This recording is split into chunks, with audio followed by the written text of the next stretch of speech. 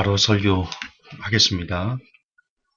오늘 설교 제목은 제가 틀렸습니다. 입니다. 제가 틀렸습니다.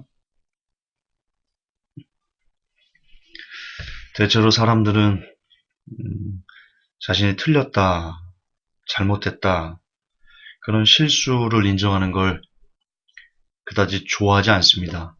그걸 나약하다 생각하는 것 같습니다. 부끄럽게 생각하고 창피하게 생각하는 것 같습니다.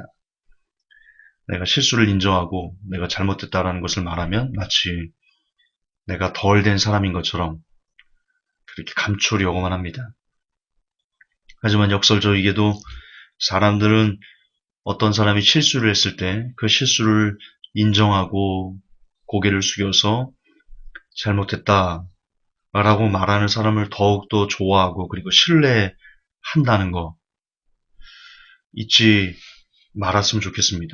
그리고 더불어 그 사람을 신뢰하는 것을 넘어서 오히려 그런 사람을 더 큰 사람이다 라고 존중한다.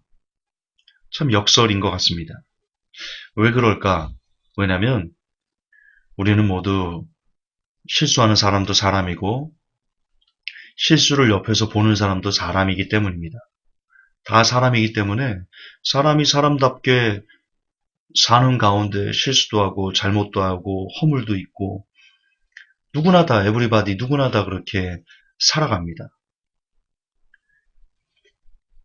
그래서 오히려 실수했을 때 겸손한 마음으로 내가 이런 부분은 잘못했네요. 내가 이런 부분은 뭐 잘못 전했네요. 내가 이런 부분은 오해였네요. 이처럼 감추지 않고 그 실수를 드러내 사과하는 사람을 사람들은 더욱더 인간적이다. 참 인간답다. 그렇게 생각하기 때문에 그리고 인간은 인간다운 사람을 존중하는 걸 본능적으로 원하기 때문에 아마도 실수를 인정하고 고개 숙이는 사람을 더욱더 신뢰하지 않나 싶습니다.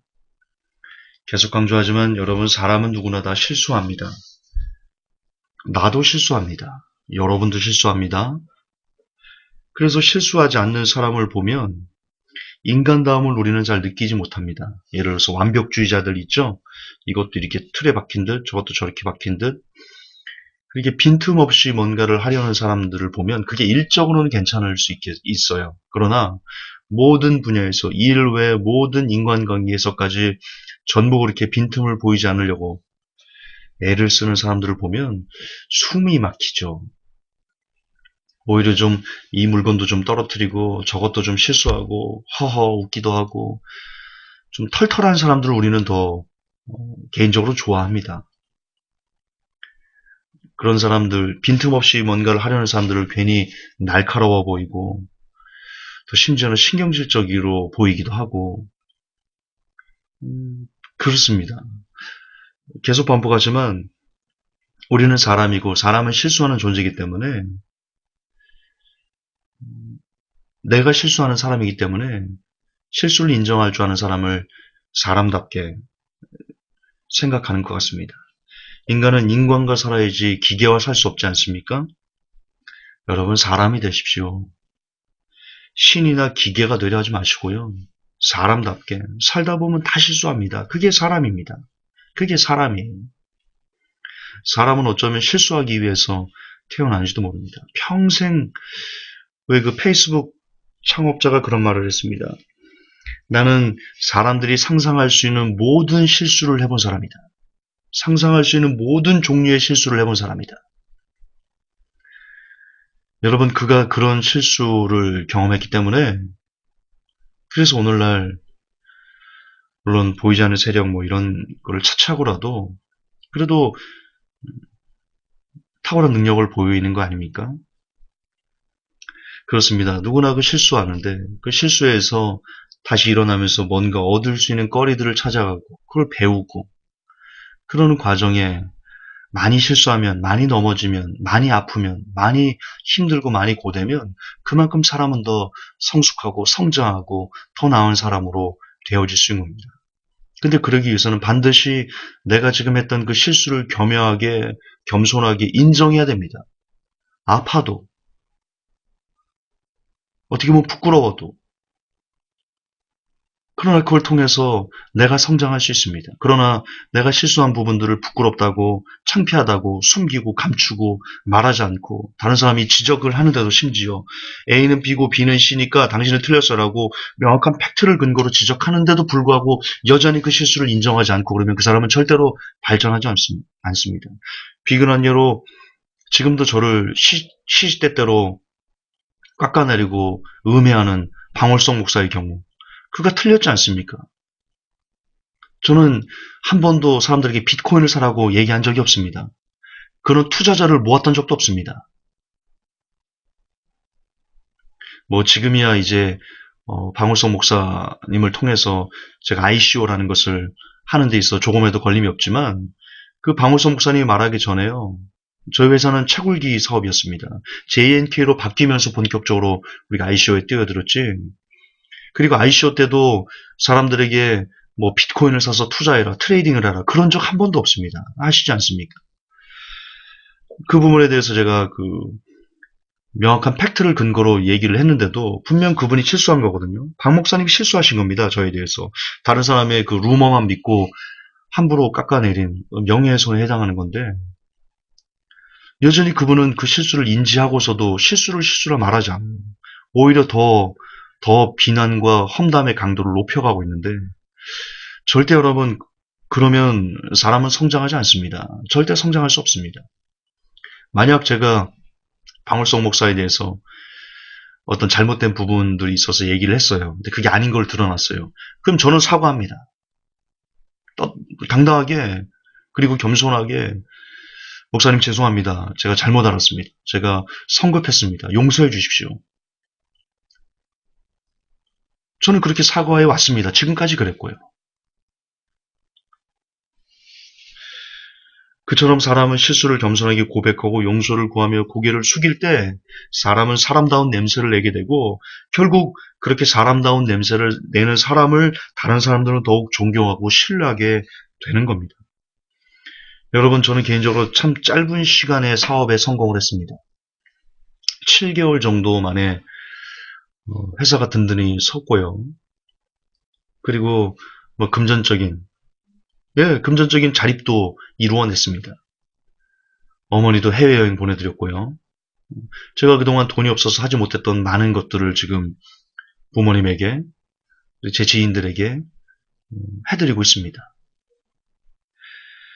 물론 그 이유는 하나님의 도움 때문입니다. 제가 이 짧은 시간에 사업에 성공할 수 있던 것은 하나님의 도움이 크죠. 그게 절대적이죠. 그러나 그 외에도 또 하나의 어떤 밑거름을 대라면요. 저는 제가 똑똑해서 4차 산업혁명을 그동안 연구해와서 짐승의 피를 연구해서 아닙니다. 그거는 부분적인 외적인 겁니다. 진짜 하나님의 도움 외에 제가 이렇게 빠른 시간에 사업가의 자리를 잡을 수 있었던 것은 지금까지 저의 삶이 회복교회 카페를 통해서 그리고 설교를 통해서 여러분들에게 보여드렸던 저의 삶이 어쨌든 실수하면 그거 감추지 않고 그게 저에게 해가 오든 뭐 욕을 먹든 야 전도사가 술이나 처먹고 다닐 수 있어?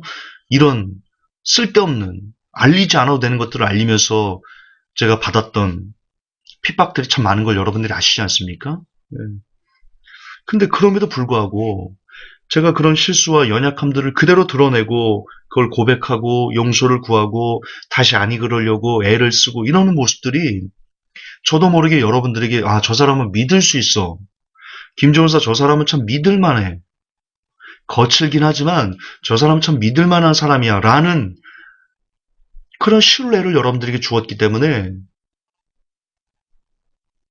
지금 제가 이 짧은 시간에 그 수많은 사람들이 저희 회사에 채굴기를 하고 저를 믿고 ICO를 참여하고 저의 분석을 믿고 기다려주고 이런 일들이 있었던 것이다. 저는 그렇게 생각합니다. 예, 제가 뛰어난 분석을 해서 물론 그 한 자리야 차지합니다. 저 권리 분석 제법 합니다. 시대의 흐름 안에서 그 기술력이 어떻게 쓰일 것인가 나름 분석 잘합니다.